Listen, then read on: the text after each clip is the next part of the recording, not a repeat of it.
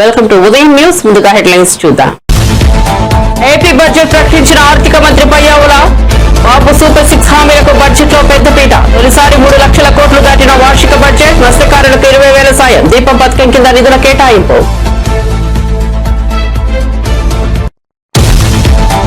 జాతీయ science day సందర్భంగా DRDO Vignan Bhavan ప్రదర్శన. హాజరైన మంత్రి రాజ్నాథ్ సింగ్, సీఎం రేవంత్ రెడ్డి. దేశ రక్షణ బాధ్యత యువతయువకులపైన ఉందన్న సీఎం రేవంత్. కొన్నాళ్లు సైన్స్ అధ్యాపకుడిగా పనిచేశానన్న కేంద్ర మంత్రి రాజ్నాథ్ సింగ్. అసెంబ్లీ హాల్లో చంద్రబాబు అధ్యక్షతన టీడీఎల్పీ సమావేశం. కష్టాల్లో కూడా ప్రజలకు మంచి బడ్జెట్ అందిస్తున్నామన్న సీఎం చంద్రబాబు. సంక్షేమం అభివృద్ధికి ప్రాధాన్యత ఇచ్చేలా బడ్జెట్ రూపొందించామన్న చంద్రబాబు.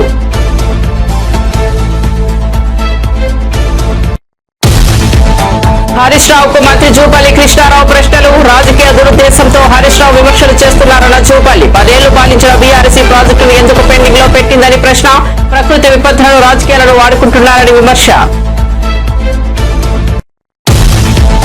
ఖైదీ నెంబర్ 2261 పోసాని కృష్ణమురళి వ్యాఖ్యలు లైంగిక వేధింపుల కిందకు వస్తాయన్న కోర్టు. పోసానికి 14 రోజుల రిమాండ్ విధించిన రైల్వే కోడూరు కోర్టు. మహిళలపై పోసాని వ్యాఖ్యలు లైంగిక వేధింపులే అన్న కోర్టు. పోసానికి బెయిల్ నిరాకరించిన కోర్టు. విషాదంలోనూ మంత్రులు చేపకూరుతో వినోదాలు చేసుకుంటున్నారని కేటీఆర్. హాస్టల్ విద్యార్థులకు అన్నం పెట్టకుండా పస్తులు ఉంచుతున్నారని ఆగ్రహం. విద్యార్థులను గుళ్ళో భోజనం తినమని చెప్పారంటూ ఆగ్రహం.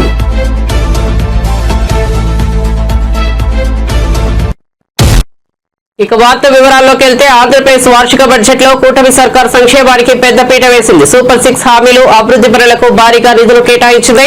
ఈ కారణంగా వార్షిక బడ్జెట్ తొలిసారి 3 లక్షల కోట్లు దాటిందని ప్రభుత్వ వర్గాలు తెలిపాయి.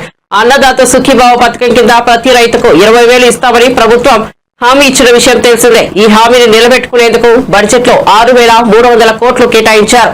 ఇక విద్యార్థుల తల్లిదండ్రులకు ఆర్థికంగా సాయపడేందుకు ఉద్దేశించిన తల్లికి వందనం పథకం కోసం బడ్జెట్ లో 9,407 కోట్లు కేటాయిస్తూ ఆర్థిక మంత్రి పయ్యావుల కేశవ్ ప్రతిపాదనలు చేశారు. రాష్ట్ర పరిశ్రమలు మరియు వాణిజ్యం గత ప్రభుత్వ ఉదాసీన వైఖరి మరియు అసంబద్ధ విధానాల వలన పరిశ్రమలు మూతపడడంతో ప్రజలు ఉద్యోగాలు కోల్పోయి అనేక కుటుంబాలు ఆర్థికంగా చితికిపోయాయి. రాష్ట్రం నుంచి అనేక పరిశ్రమలు తరిమివేయబడడంతో వ్యాపార వర్గాల్లో భయాందోళనలు నెలకొన్నాయి. స్కూళ్లలో డ్రాప్ అవుట్స్ గురించి మనం వింటూ ఉంటాం అధ్యక్ష. కానీ గత ప్రభుత్వంలో స్కూళ్లలో విద్యార్థులు డ్రాప్ అవుట్ సహజంగానే పెరిగాయి. ఇవే కాకుండా పరిశ్రమలు డ్రాప్ అవుట్ అయ్యాయి. రాష్ట్రం నుంచి ఉద్యోగాలు డ్రాప్ అవుట్ అయ్యాయి. పేదలకు ఉపాధి డ్రాప్ అవుట్ అయింది. ఇన్ని రంగాలలో డ్రాప్ అవుట్లు కావడానికి మూలకారమైన గత ప్రభుత్వ పాలకులు ఇప్పుడు ఓటమి భయంతో సభకు రాకుండా అసెంబ్లీ నుంచి కూడా డ్రాప్ అవుట్ అయ్యారు. వాళ్ళు ప్రజా జీవితం నుంచి శాశ్వతంగా డ్రాప్ అయ్యే రోజులు అతి త్వరలోనే ఉన్నాయి అధ్యక్ష. అనేక పరిశ్రమలు, ఎంఎస్ఎంఈలు, ఎస్సీ మరియు ఎస్టీ వర్గాలకు చెందిన వ్యాపారవేత్తలకు ప్రోత్సాహాల కోసం ఇవ్వాల్సిన 11,000 కోట్ల రూపాయల పైగా బకాయిలను గత ప్రభుత్వం నిలిపేసింది. వీటిలో 377.73 కోట్ల రూపాయల బకాయిలను మా ప్రభుత్వం ఇప్పటికే చెల్లించింది. ఒకప్పుడు వ్యాపారాన్ని ఈజ్ ఆఫ్ డూయింగ్ బిజినెస్ గురించి మాట్లాడుకున్నాం. ఇప్పుడు మన గౌరవ ముఖ్యమంత్రి గారు స్పీడ్ ఆఫ్ డూయింగ్ బిజినెస్ పై దృష్టి సారించారు. ప్రతి ఇంటికి ఒక ఐటీ ఉద్యోగి ఉండాలని అప్పట్లో మేము కృషి చేశాం. నేడు ఇంకొక అడుగు ముందుకేసి ప్రతి కుటుంబానికి వ్యాపారవేత్త ఉండాలనే లక్ష్యంతో ముందుకెళ్తున్నాం. ఓర్వకల్లు, కొప్పర్తి అనే 2 పారిశ్రామిక వాడలకు ఆర్థిక సహాయం అందించి అభివృద్ధి చేసేందుకు కేంద్ర ప్రభుత్వం ఆమోదం తెలిపింది. పారిశ్రామిక కారిడార్ అభివృద్ధి పథకం కింద మూలపేట, దొనకొండ, చిలమత్తూరు మరియు కుప్పం అనే 4 కొత్త పారిశ్రామిక వాడలను ఎంపిక చేయడం జరిగింది. పారిశ్రామిక వృద్ధిని వేగవంతం చేయడానికి మరియు దృఢమైన పెట్టుబడి వ్యవస్థను నెలకొల్పడానికి మా ప్రభుత్వం ముందు చూపుతో కూడిన అనేక విధానపరమైన కార్యక్రమాలను ఆవిష్కరించింది. 4 లక్షల మందికి ఉద్యోగ అవకాశాలు కల్పించే దిశగా ప్రధాన పెట్టుబడిదారులైన NTPC, green energy limited, Arcelor Mittal steel company, NHPC, BPCL, Reliance industries, LG electronics, TCS, Tata power, Greenko group, Hero future energies, Ecoren ఎనర్జీల నుండి మా ప్రభుత్వం 6.3 లక్షల కోట్ల రూపాయల పెట్టుబడి హామీలను సాధించగలిగింది. ఈ సందర్భంగా పెట్టుబడుల సాధనలో శ్రీ నారా లోకేష్ గారి గురించి ప్రత్యేకంగా చెప్పాలి అధ్యక్ష. ఆర్సిలర్ మిట్టల్ స్టీల్ కంపెనీ రాష్ట్రానికి వచ్చేలా చేయడంలో ఆయనదే కీలక పాత్ర. అలాగే ప్రతిష్టాత్మక సంస్థలకు చెందిన డేటా సెంటర్లను రాష్ట్రానికి వచ్చేలా చేసే విషయమై లోకేష్ గారు దృష్టి పెట్టారు. 25-26 ఆర్థిక సంవత్సరానికి గాను పరిశ్రమలు మరియు వాణిజ్య శాఖకు 3,000 ఏపీ అసెంబ్లీలో 2025-26 ఆర్థిక సంవత్సరానికి గాను రాష్ట్ర వ్యవసాయ మంత్రి అచ్చెన్నాయుడు వ్యవసాయ బడ్జెట్ ను ప్రవేశపెట్టారు. ఈ సందర్భంగా అచ్చెన్నాయుడు మాట్లాడుతూ స్వర్ణాంధ్ర లక్ష్యంగా ముందుకు అడుగులు వేస్తున్నామని చెప్పారు. ప్రకృతి వ్యవసాయంపై దృష్టి సారించామని తెలిపారు. వరిని ప్రోత్సహించాలని ముఖ్యమంత్రి చంద్రబాబు చెప్పారని అన్నారు. 11 పంటలను గ్రోత్ ఇంజిన్లుగా పరిగణిస్తున్నామని, ఆ పంటలను అభివృద్ధి చేస్తున్నామని చెప్పారు. వ్యవసాయంలో వృద్ధి రేటు 22.86%గా నమోదైందని తెలిపారు. రాయితీపై విత్తన పంపిణీ పథకానికి ప్రత్యేక కేటాయింపులు చేస్తున్నామని చెప్పారు. 48,340 కోట్లతో వ్యవసాయ బడ్జెట్ ను ప్రవేశపెడుతున్నట్లు తెలిపారు. గత ప్రభుత్వం బకాయి పెట్టిన 120 కోట్ల విత్తన రాయితీలను తమ ప్రభుత్వంలో చెల్లించామని చెప్పారు. 35.8 లక్షల మెట్రిక్ టన్నుల ఎరువు సరఫరా చేశామని తెలిపారు. జిఎస్డిపిలో 2024-25 మొదటి అంచనాల ప్రకారం వ్యవసాయ రంగంలో జీవీఏ 5,19,485 కోట్లు కాగా అందులో ఉద్యాన శాఖ ద్వారా 1,52,950 కోట్లు మరి అందించింది. అనగా వ్యవసాయ రంగంలో ఉద్యాన రంగం జీవీఏ వాటా 29.44% అని చెప్పి తెలియజేస్తున్నాను. దేశంలో అత్యుత్తమ 15 జిల్లాల్లో 6 జిల్లాలు ప్రకాశం, అనంతపురం, వైఎస్ఆర్, అన్నమయ్య, శ్రీ సత్యసాయి, కర్నూలు ఆంధ్రప్రదేశ్ కి చెందినవి కావడం గర్జించదగ్గ విషయం. 2024-25 సంవత్సరంలో 2.12 లక్షల ఎకరాల్లో సూక్ష్మ సేద్యం అమలు చేసి 80,080 మంది రైతులకి లబ్ధి చేకూర్చడం జరిగింది. మన రాష్ట్రంలో ఆయిల్ ఫామ్ విస్తీర్ణత 5.67 లక్షల ఎకరాల్లో ఉత్పత్తి ఉత్పాదకతతో దేశంలో మొదటి స్థానంలో ఉంది. 2024-25 సంవత్సరంలో 42,620 ఎకరాల్లో ఆయిల్ పామ్ తోటల సాగు చేపట్టగా 16,985 మంది లబ్ధిదారులు ఇందులో చేరారని చెప్పి తెలియజేస్తున్నాను. 2024-25లో సమీకృత ఉద్యాన అభివృద్ధి పథకం కింద పంటల కోత అనంతరం నష్టాలు నివారించడానికి 590 ప్యాక్ హౌసులు, రైపనింగ్ ఛాంబర్స్, కలెక్షన్ సెంటర్లు, కోల్డ్ రూములు మంజూరు చేశాం. 2024లో సంభవించినటువంటి వివిధ విపత్తుల్లో నష్టపోయినటువంటి 27,436 మంది ఉద్యాన రైతులకు 43.70 కోట్ల ఇన్పుట్ సబ్సిడీ అతి తక్కువ సమయంలో విడుదల చేశాం. గత ప్రభుత్వ హయాంలో మే 24 సంభవించినటువంటి వడగండ్ల వాన, అధిక వర్షాలకి నష్టపోయినటువంటి ఉద్యాన పంటలకి 4.31 కోట్లు జనవరి 2025లో విడుదల చేశాం. మైక్రో ఇరిగేషన్ కంపెనీలకి చెల్లించవలసినటువంటి బకాయిలు 1166.99 కోట్లలో ఈ ప్రభుత్వం 452.55 కోట్లు ఈ సంవత్సరం విడుదల చేశాం. పామాయిల్ రైతులకు కంపెనీలకు చెల్లించవలసినటువంటి బకాయిలు 238.9 కోట్లలో 29.42 కోట్లు విడుదల చేశాం. MIDH పథకంలో చెల్లించవలసినటువంటి హైదరాబాద్ లో జాతీయ సైన్స్ డే సందర్భంగా DRDO నిర్వహించిన విజ్ఞాన వైభవ్ ప్రదర్శనకు కేంద్ర రక్షణ మంత్రి రాజ్నాథ్ సింగ్, సీఎం రేవంత్ రెడ్డి హాజరయ్యారు. ఈ సందర్భంగా రేవంత్ రెడ్డి మాట్లాడుతూ దేశ రక్షణ బాధ్యత యువతి యువకులపై ఉందన్నారు. హైదరాబాద్ BDL, HAL, మిథాని వంటి కీలక సంస్థలతో దేశ రక్షణలో దశాబ్దాలుగా ప్రధాన పాత్ర పోషిస్తోందని తెలిపారు. ఈ ప్రదర్శన విద్యార్థులకు సైన్స్, ఇంజనీరింగ్ రంగాలపై అవగాహన కల్పిస్తోందని పేర్కొన్నారు.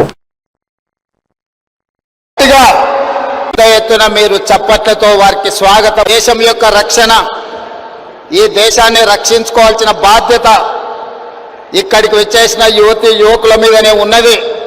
ఈరోజు తెలంగాణ రాష్ట్రం, హైదరాబాద్ నగరం కొన్ని దశాబ్దాలుగా దేశ రక్షణలో అత్యంత కీలక పాత్ర పోషిస్తున్నది. మన ప్రాంతంలో BDL కావచ్చు, DRDO కావచ్చు, మిథాని కావచ్చు, HAL కావచ్చు, ఇవన్నీ దేశ రక్షణ కోసం రాకెట్లను ఉత్పత్తి చేసే కాడ నుంచి మిసైల్స్ తయారు చేసే వరకు మన ప్రాంతంలో హైదరాబాద్ నగరంలో, హైదరాబాద్ చుట్టూతా ఈ పరిశ్రమలు ఉన్నాయి. ఈరోజు దేశాన్ని రక్షించడంలో మన హైదరాబాద్, తెలంగాణ రాష్ట్రం అత్యంత క్రియాశీలక పాత్ర పోషిస్తున్నది. అయితే ఈరోజు ఈ ప్రత్యేకమైన సైన్స్ ఎగ్జిబిషన్ ఏర్పాటు చేయడం ద్వారా లక్షలాది మంది విద్యార్థులకు దేశభక్తి పట్ల, దేశాన్ని రక్షించుకోవాల్సిన బాధ్యత పట్ల ఒక అవగాహన కల్పించడానికి ఈరోజు ఈ ఎగ్జిబిషన్ని మనం ఏర్పాటు చేసుకోవడం జరిగింది. ఈరోజు రక్షణ మంత్రి जी तेलंगाना राज्य से हर साल 1,10,000 इंजीनियरिंग ग्रेजुएट पास होकर ज्यादा से ज्यादा 1 लाख लोग कंप्यूटर साइंस पढ़कर अमेरिका जाने के लिए कोशिश कर रहा है। इसीलिए हम लोग ये कोशिश किए सांप्रदायिक इंजीनियरिंग पढ़ाने के लिए, देशभक्ति, देश को बचाने के लिए, आगे इस देश को रक्षा करने के लिए आज ये साइंस एग्जीबिशन हमें लगाया। आगे ये जो विद्यार्थी है civil engineering, mechanical engineering, electrical engineering पढ़कर इस देश में जो सांप्रदायिक इंजीनियर्स को और इस राज्य से हम देने के लिए कोशिश कर रहा है। खाली आईटी प्रोफेशनल अमेरिका जाने के लिए, आईटी कंपनीज में काम करने के लिए होगा, उनके परिवार के लिए अच्छा है, मगर देश के लिए जो सांप्रदायिक इंजीनियरिंग ग्रेजुएट्स का बहुत जरूरत है। इसीलिए तेलंगाना राज्य ने एक कोशिश किया, ये आज ये एग्जीबिशन के लिए आप समय देकर इतना दूर आए, तेलंगाना 4 करोड़ जनता के तरफ से आपको स्वागत करूंगा मैं। और दूसरी बात, यहाँ पर आजादी से पहले भी, आजादी के बाद भी यहाँ पर BDL, HAL, मिदानी और DRDO बहुत सारे सांप्रदायिक देश रक्षा के लिए यहाँ पर प्रोडक्शन में हम लगा हुआ है। लगातार Hyderabad and Bengaluru is the defence centres, तो Hyderabad Bengaluru defence connecting corridor, defence industrial corridor अभी अनाउंस आप पहले बात दिया हुआ था। मेरा एक ही गुजारिश है, हैदराबाद बेंगलुरु डिफेंस कॉरिडोर आप डिक्लेयर किए तो ज्यादा से ज्यादा हमारा इन्वेस्टमेंट्स आएंगे। यहाँ बहुत सारे रॉकेट्स भी तैयार करने का आज स्काई रूट वाला और बहुत वाले प्राइवेट जो स्टार्टअप्स भी यहाँ शुरू हो गए।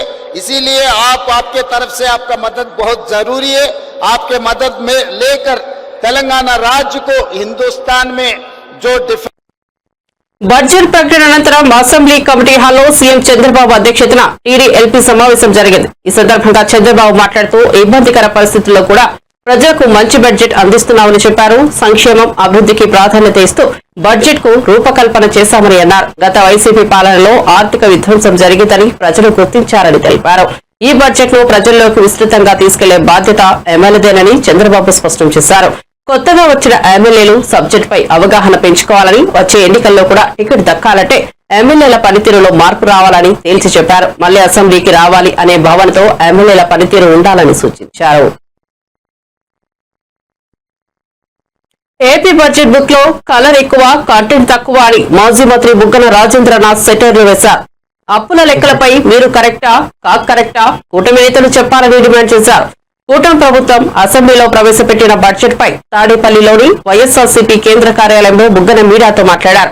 అప్పుల లెక్కలపై కూటమి సర్కారు చేస్తున్న సర్కస్ చూస్తుంటే ఆశ్చర్యం వేస్తోందన్నారు. కూటమి సర్కార్ బడ్జెట్ ను మసిపూసి మారేడుకాయ చేసింది. బడ్జెట్ లో అప్పుల లెక్కలు మాయం చేశారు. 9 నెలల్లోనే రికార్డు స్థాయిలో 1,30,000 కోట్లకు పైగా అప్పులు ఉన్నాయని ఆరోపించారు. 1 year అయింది.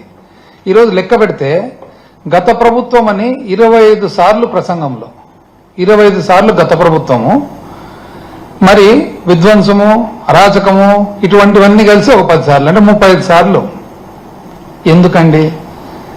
మీకు లక్షణంగా ప్రజలు తీర్పు ఇచ్చినారు. పాజిటివ్ నోట్లో మీరు ఏ విధంగా పరిపాలన చేస్తామని చెప్పి మీరు హామీ ఇచ్చినారో, మీ వాగ్దానాలు ఏవైతే ఉన్నాయో ఆ వాగ్దానాల మేరకు మీరు హ్యాపీగా పరిపాలన చేసుకుంటే అబ్సల్యూట్ మెజారిటీ ఉంది కదా. అపోజిషన్ స్టేటస్ అడిగితే కూడా, ఎందుకంటే ఉండేదే ఒకే ఒక అపోజిషన్ పార్టీ, నంబర్స్ పక్కన పెట్టి స్టేటస్ అడిగితే కూడా వద్దన్నారు మీరు. మంచిది, ఇంకా ఫుల్ ఫ్లెజ్డ్ గా మీరు మంచి పాజిటివ్ నోట్లు చేయండి. ఎప్పుడు గత ప్రభుత్వం, ప్రతి పారాకు గత ప్రభుత్వం. ఎందుకండి నెగిటివ్ నోటు? అయితే ముఖ్యంగా ఏమంటే, మీరు యాక్చువల్ గా ఈ ఎలక్షన్ జరిగినది ఏం బేసిస్ మీద? ఒకటి, కూటమి ప్రభుత్వం ప్రధానమైన అంశం సూపర్ 6. ఎందుకంటే మీరు ఇంటింటికి తిరిగి పేపర్ పెట్టుకొని దాని ఫారం ఫిలప్ చేసి ఇంటి పేరు ఇచ్చి ఆధార్ కార్డు ఇచ్చి తీసుకొని ఇచ్చి మొబైల్ మెసేజ్లు పంపించి ఇంకోటి చేసి నీకు 15, నీకు 18, నీకు 18, నీకు 20, నీకు 15 అని లెక్కలేసి ప్రతి ఇంటికి పోయి, ఒకసారి కాదు ఎన్నోసార్లు, పలుసార్లు ఇంటికి పోయి నీ ఇంటికి 1,00,000 వస్తుంది, నీ ఇంటికి 2 లక్షలు వస్తుంది, నీ ఇంటికి 3 లక్షలు వస్తుంది అంటే పాపం ప్రజలు కూడా నమ్మినట్టున్నారు.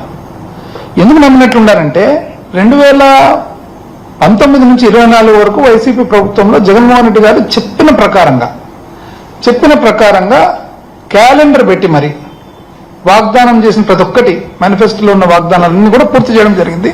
బహుశా ప్రజలు అనుకోని ఉండొచ్చునేమో ఇదేదో ఉంది కదా సెట్ సిస్టమ్, ఈ సిస్టమ్ ప్రకారం వస్తాయని. ఎందుకంటే మానవుడు కూడా ఆశాజీవి కదా. అండ్ ఇంతమంది పాపం పేదరికంలో ఉండే వాళ్ళు, మధ్యతరగతి వాళ్ళు ఎంతో అందినేది సూపర్ 6 లో ఏమందిందండి? అది అర్ధదీపం అనాలన్నా పావుదీపం బడ్జెట్ మాత్రం లేదు అని మీరు గమనించినారు లేదు, పరిశీలించినారు లేదు అందరూ.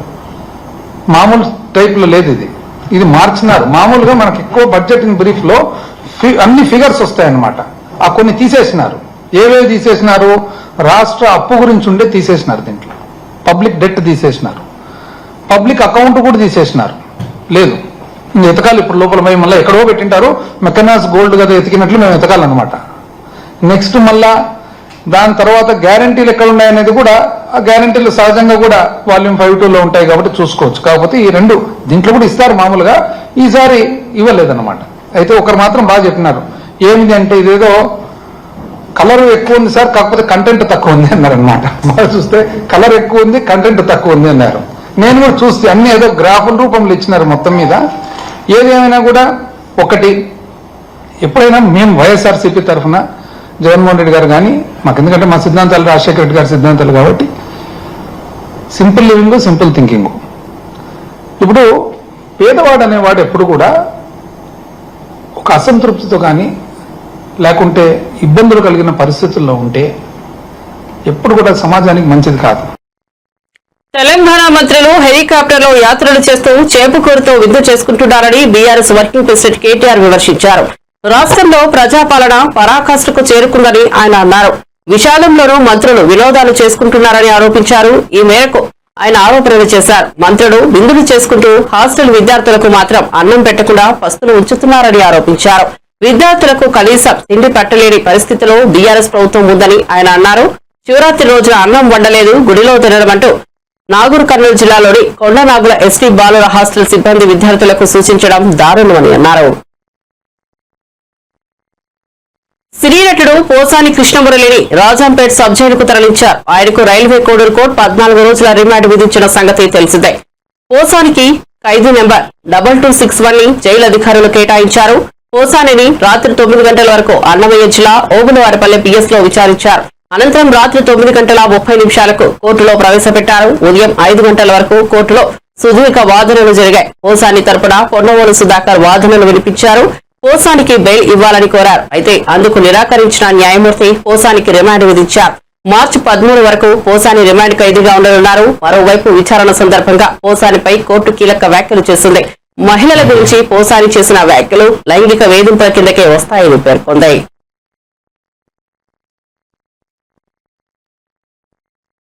జాతీయ సైన్స్ దినోత్సవాన్ని పురస్కరించుకుని రక్షణ మంత్రి రాజ్నాథ్ సింగ్ మాట్లాడుతూ తాను కూడా సైన్స్ విద్యార్థి కావడంతో పాటు కొన్నాళ్లు అధ్యాపకుడిగా పనిచేశారని తెలిపారు. సర్ సివి రామన్ ఫిబ్రవరి 28న రామన్ ఎఫెక్ట్ ను కనుగొన్నందుకే ఈ రోజు జాతీయ సైన్స్ దినోత్సవంగా జరుపుకుంటున్నామని చెప్పారు. మానవ పరిణామం, సైన్స్ అభివృద్ధిపై విద్యార్థులు అధ్యయనం చేయాలని సూచించారు. India's aspiration for progress through innovation and the global scientific leadership. Friends, I would like to share with you a special affinity that I personally have with this subject. I have been a student of science in my academic years and was a lecturer in physics early on before entering public life. The day resonates with my own journey, reminding me of the power of curiosity, questioning and exploration, the very foundation of modern science. Friends, it has been my lifelong endeavor to encourage these values, knowing that they are the driving force behind innovation and progress. It is in this context that I feel blessed to address this magnificent gathering today as I see the multitude of the young people gathered here. I would like to start with a brief historical perspective of human evolution. Through the journey of the scientific development since the bringing of history, it is a sweeping, although very brief, account for my young friends here to make them understand how human evolution and the scientific progress have been so intertwined. Friends, as some of you would be aware, life started on Earth some 4 billion years ago when some organisms came into being. Throughout this incredibly long journey since, these organisms diversified and multiplied into species of the innumerable forms. There is a general agreement among scholars that the modern human being arrived around 70,000 years ago. These were times when population was very less and land, forests, rivers, rocks in abundance. Man was a hunter or a gatherer of what the nature had endowed the earth with. People had all the resources on earth and very little requirement. But the scene changes around 12,000 years back. When agricultural revolution takes place, people back then took the first steps to sow, nurture and harvest. In the process, they got tied to a specific piece of land. Budget కేటాయింపులో తీవ్ర అన్యాయం చేశారని వైఎస్ఆర్సీపీ నేత మాజీ మంత్రి బొత్స సత్యనారాయణ మండిపడ్డారు. శుక్రవారం ఆయన ఏపీ అసెంబ్లీ బయట మీడియాతో మాట్లాడుతూ కూటమి ప్రభుత్వం ప్రజలను వంచిందని ధ్వజమెత్తారు. కూటమి నేతలు హామీలను విస్మరించారు, అన్ని వర్గాల ప్రజలను మోసం చేశారని బొత్స నిలదీశారు. గిట్టుబాటు ధర లేక రైతులు అవస్థలు పడుతున్నారన్నారు. కూటమి ప్రభుత్వం బడ్జెట్ తో ఎవరికి ప్రయోజనం లేదన్నారు. రైతులు, మహిళలు, యువత అన్ని వర్గాలను విస్మరించారన్నారు. ధరల స్థిరీకరణ కోసం వైఎస్ఆర్సీపీ ప్రభుత్వం 3,000 కోట్లు కేటాయించిందన్నారు. కూటమి ప్రభుత్వం కేవలం 300 కోట్లు మాత్రమే పెట్టిందని బొత్స సత్యనారాయణ ఆగ్రహం వ్యక్తం చేశారు. పోర్టులకు కానీ జట్టీలకు కానీ ఆదాయాలు సమకూర్చే ఆ వనరులు చేశాం ఉదాహరణకి కాదా. ఉన్నాయి రేపు ఇంకా 4-5 రోజులు ఉంది కాబట్టి ఆ డిస్కషన్లో అవన్నీ మాట్లాడదాం అవన్నీ కూడా. Okay, thank you, bye. పొలం కొనుక్కుంటావంట, కొనుక్కుంటా అందులో వచ్చి నువ్వు తొక్కుంటావంట. దాన్ని అన్ని చేస్తే ఎన్నికల టైంలో హామీ అందరూ బగాట చేస్తే అని చెప్పి రైతుకేమో 20,000 వీళ్ళకి నెట్ అసలు 300 కోట్లు. పిల్లలంతా కూడా ఒక స్థితి లేదు. మా సోదరులందరూ చెప్పారు పొలం కొనుక్కుంటావంట, కొనుక్కుంటా అందులో వచ్చి నువ్వు తొక్కుంటావంట. దాన్ని అన్ని చేస్తే అది క్యాపిటల్ ఎక్స్పెన్స్ అవుతుందంట. దాని నుంచి వచ్చే ఫలం వచ్చే అది ఆదాయం అవుతుందంట. Yes, agree. అది మా అందరికీ తెలిసిన విషయమే, ఇదేం కొత్త విషయం కాదు. కానీ మరి మీరు ఇచ్చిన బడ్జెట్ లో క్యాపిటల్ ఎక్స్పెన్స్ దేని మీద మీరు పెట్టారు చెప్పండి. మేము పెట్టాం, గత 5 సంవత్సరాలు పెట్టాం. ఈ రాష్ట్రంలో పోర్టులకు కానీ జట్టీలకు కానీ ఆదాయాలు సమకూర్చే ఆ వనరులు చేశాం ఉదాహరణకి కాదా. ఉన్నాయి రేపు ఇంకా 4-5 రోజులు ఉంది కాబట్టి ఆ డిస్కషన్లో అవన్నీ మాట్లాడదాం అవన్నీ కూడా. Okay, thank you, bye. అయితే నెట్ట నిలువుగా అసలు ఎన్ని పథకాలు సూపర్ 6 అంటూ ఆ రోజు ప్రవేశపెడతామని ఎన్నికల టైంలో హామీ ఇచ్చి ఈ రోజు ఏ ఒక్కటి ప్రవేశపెట్టిన పరిస్థితి. అసలు వీళ్ళు ఎందుకు అధికారంలోకి వచ్చారు? గతంలో జగన్మోహన్ రెడ్డి గారు ఎంతో చక్కగా పరిపాలించేవారు, ఎన్నో పథకాలు ఇచ్చేవారు. వాటికంటే డబల్ ఇస్తాము, అంతకంటే ఎక్కువ మేలు చేస్తాము. ఎస్ఎల్బీసీ ప్రమాదంపై మంత్రి జూపల్లి కృష్ణారావు బీఆర్ఎస్ సీనియర్ నేత హరీష్ రావుకు ప్రశ్నలు సంధించారు. ఈ ప్రమాదం వ్యవహారంలో రాజకీయ దురుద్దేశంతోనే హరీష్ రావు విమర్శలు చేస్తున్నారని ఆరోపించారు.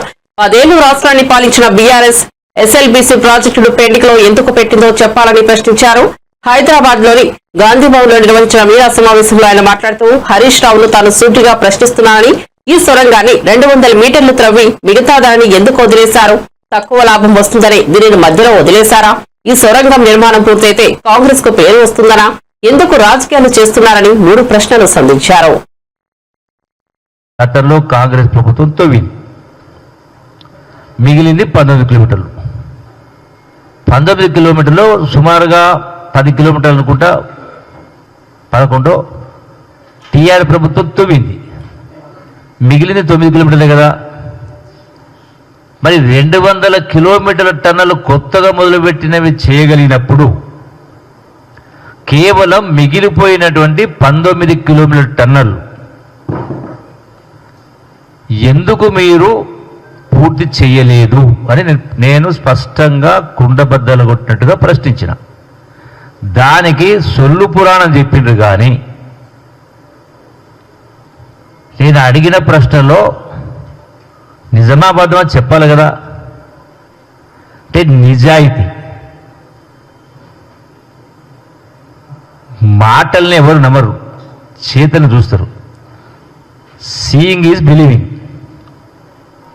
సొల్లుపురాల మాటలు మస్తు మాట్లాడుతూ ఉంటారు. ఎందుకు తవ్వలేదు అని అడిగినా, తవ్వకపోవడానికి 3 కారణాలు. అంటే మీరు ముందే గనక ఊహించిందా, అక్కడ గనక సొరంగంలోకి వెళ్ళి నీళ్ళు వచ్చి ఆ మట్టి పడిపోయి కూలిపోతుందని ముందే తెలిసి తవ్వలేదా? పోనీ డబ్బు లేక తవ్వలేదా? 7 లక్షల కోట్ల ప్రజలకు అప్పు. మరి ఈ 2 కారణాల, ఈ 2 కాకపోతే ఇంకేం కారణం ఉంటుంది? ఇది పూర్తి చేస్తే కాంగ్రెస్ ప్రభుత్వానికి పేరు వస్తుంది తవ్వలేదా? ఈ 3 కాకుండా ఇంకేమైనా కారణం ఉందా? చెప్పాలి కదా. రెండవది, కేసీఆర్ గారు చెప్పిండట ఆ యొక్క చర్యలు, అంటే అక్కడ రిలీఫ్ ఆపరేషన్ నడుస్తూ ఉన్నాయి, మీరు ఇప్పుడే వెళ్ళకండి అని చెప్పిండట. జరిగినప్పుడు ఇంతమంది మేము పోయినాం కదా, నువ్వు కూడా ఒక రావచ్చు కదా. నేను నా వెంట ఒక్క మనిషి లేడు, కేవలం ఉన్నది అక్కడ ఉత్తమ్ కుమార్ రెడ్డి, వీళ్ళు తప్ప, పోలీసులు తప్ప ఎవరు లేరు. అంటే ఎందుకు ఇంకోటి మాట్లాడిన మాట్లాడుతూ ఏం పని జరగలేదు, మొదలే పెట్టలేదు అని. అది మాట నువ్వు చెప్పేది మేమే చెప్పినాం కదా. ఎందుకు మొదలు పెట్టలేకపోయినావు ఫస్ట్ 3 డేస్లో? అంటే ఎక్కడైతే ఆ యొక్క టన్నల్లో ఆ భూమి పొరల ఉన్నటువంటి లోపభూయిష్టమైనటువంటి, అంటే సాఫ్ట్ సాయిల్ కావచ్చు, ఫ్రాక్చర్స్ పొరల కారణంగా సడన్గా ఎక్కడో వాటర్ నుండి వాటరు మట్టితో మొత్తం వచ్చి కూలిపోయింది. 25 ఆల్మోస్ట్ ఐ థింక్ 24-25 అడుగుల మేర ఎక్కడి నుంచి అయితే వాటర్ పడ్డదో, ఎక్కడి నుంచి అయితే మొత్తం అక్కడ మట్టి మొత్తం బురద వచ్చిందో అది మొత్తం కూల మట్టితో మొత్తం మూసుకుపోయింది. అంటే మూసుకుపోయి అదే అడ్డం పడ్డది. అంటే మళ్ళీ అది తీస్తే అది మళ్ళీ పునరావృతి మళ్ళీ కూడా వస్తుందేమో తెలియదు కదా.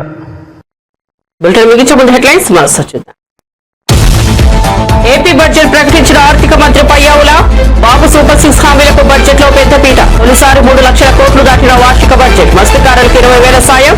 దీప పథకం కింద నిధుల కేటాయింపు.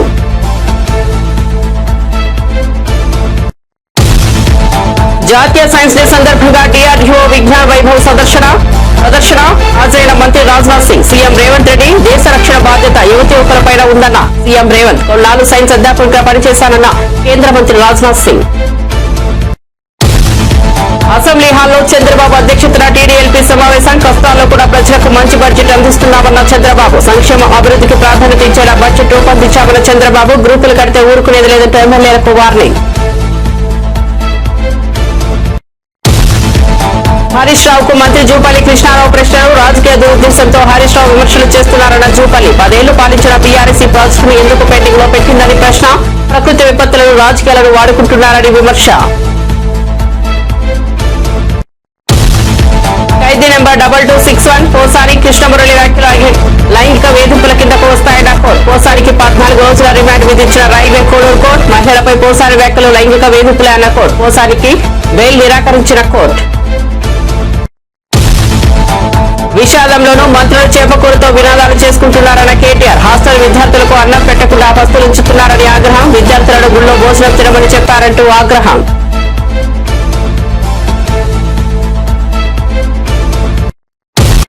మరిన్ని అప్డేట్స్ కోసం చూస్తూనే ఉండండి ఉదయం న్యూస్.